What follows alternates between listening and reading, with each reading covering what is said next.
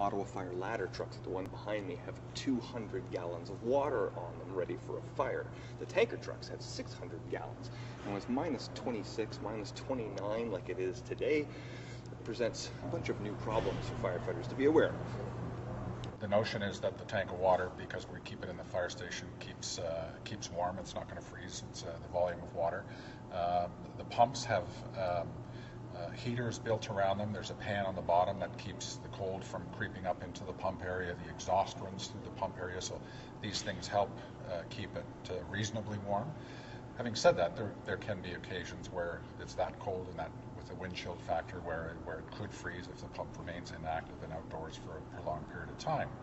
But typically we keep water flowing. When we get to a scene, the pump operator will make water flow from the tank to the pump, back to the tank, just to keep the flow of water.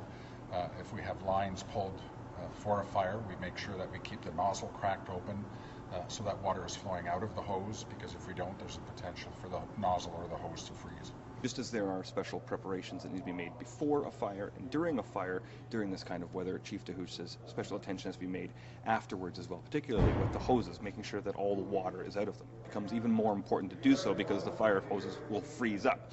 So they will make sure that they're drained. They will try to roll them up. If they can't, they'll bring along a big truck, a dump truck or a cube truck, and they'll put the hoses into the back of the truck and then bring them back here to the station and roll them up once they're dry. In Ottawa, Doug Hempstead for Sun News.